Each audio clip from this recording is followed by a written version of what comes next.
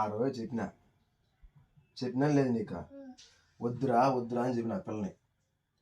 నువ్వేమన్నావంటే అయినా నాకు ఆ పిల్లే కావాలి, అది లేకపోతే నాది ప్రాణమైపోతుంది అన్నావు.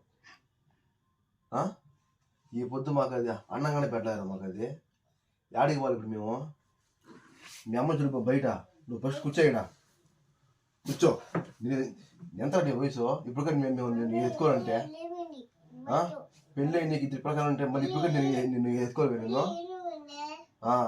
ఇప్పుడు కూడా నాకు అదే కావాలంటావు నువ్వు? మీ అమ్మకు అన్నంగానే పెట్టలేరా? మాకు పెట్టిపోయినా పర్లేదురా, కనీసం నీకనే పెట్టద్దా? అని పిల్లలు అన్నవా అంటే మా మాట ఏమంటావు? దిగమంటావా? ఏంద్రా నాయన, చిన్నప్పటి నుండి మేము సాగి ఏదో బిడ్డని చేస్తే ఇప్పుడు ఎటువంటి మాట్లాడుతాం నేను.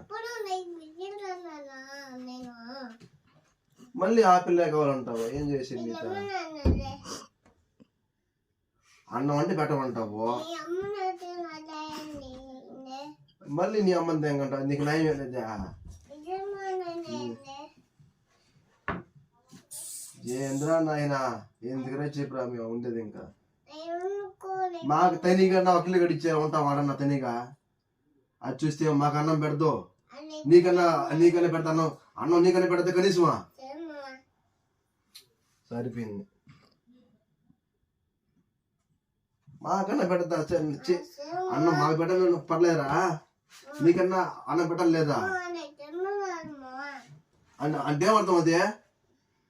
అది ఎట్లా చెప్పి ఇంకా మళ్ళీ చూడా, అమ్మతో నీతో పెద్ద తలకి నొప్పి అతుక్కుంటావు నువ్వా?